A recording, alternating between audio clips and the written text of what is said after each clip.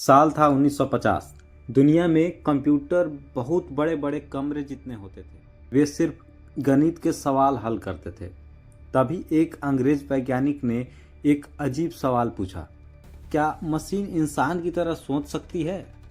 उस वैज्ञानिक का नाम था अलन ट्यूरिंग। अलन ट्यूरिंग का सपना।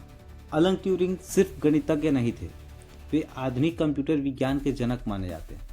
उन्होंने एक टेस्ट बनाया जिसे ट्यूरिंग टेस्ट कहा जाता है। अब ये ट्यूरिंग टेस्ट क्या था? जैसे कल्पना कीजिए, एक कमरे में इंसान बैठा है और दूसरे कमरे में मशीन।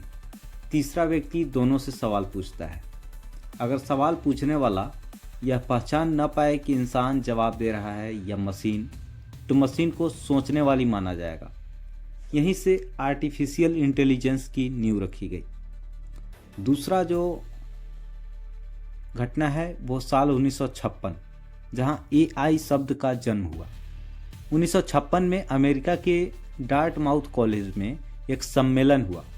इस सम्मेलन का आयोजन वैज्ञानिक जॉन मैककार्थी ने किया था। यहीं पहली बार आर्टिफिशियल इंटेलिजेंस शब्द इस्तेमाल किया गया। यानी 1956 को एआई का जन्म वर्ष माना जाता है। उस समय वैज्ञानिकों को लगा कि कुछ ही सालों में मशीन इंसान जैसी बन जाएगी, लेकिन असल सफ़र इतना आसान नहीं था। अब आया एआई विंटर, यानी जब सपना ठंडा पड़ गया। 1960 से 70 के दशक में वैज्ञानिकों ने कई प्रयोग किए, लेकिन कंप्यूटर उतने शक्तिशाली नहीं थे। न पैसा था, न टेक्नोलॉजी। नतीजा, सरकारों ने फंडिंग कम कर दी। इसे कहा गया एआई विंटर, यानी एआई का ठंडा दौर। लगभग 20 सालों तक एआई ज़्यादा आगे नहीं बढ़ पाया। साल आया 1947, जब मशीन ने इंसानों को हराया। साल 1947 में आईबीएम कंपनी ने एक सुपर कंप्यूटर बनाया, आईबीएम डीप ब्लू। इसका मुकाबला दुनिया के महान शतरंज खिलाड़ी गैरी कैस्परोव से किया गया और इतिहास बन गया। डीप ब्लू ने कास्परोव को हरा दिया। दुनिया चौंक गई। अब यह साफ हो गया था कि मशीन इंसान को जटिल खेल में हरा सकती है। एआई फिर से चर्चा में आ गया। अब आया साल 2000। 2000 के बाद इंटरनेट तेजी से फैल गया। लाखों करोड़ों लोगों ने ऑनलाइन डेटा बनाना शुरू किया। Photo, videos, message, social media. अब एआई के पास सीखने के लिए बहुत सारा डाटा था। इसी दौरान मशीन लर्निंग और डीप लर्निंग का विकास हुआ। कंप्यूटर अब सिर्फ नियम नहीं मानते थे, वे डेटा से खुद सीखने लगे थे। अब साल आया 2010 के बाद, जहां एआई की असली क्रांति शुरू हुई।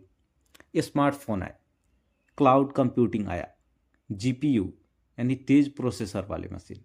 अब एआई बहुत तेजी से सीखने लगा। Voice assistance, face recognition, self driving cars, medical AI सब संभव होने लगा। आज का दौर।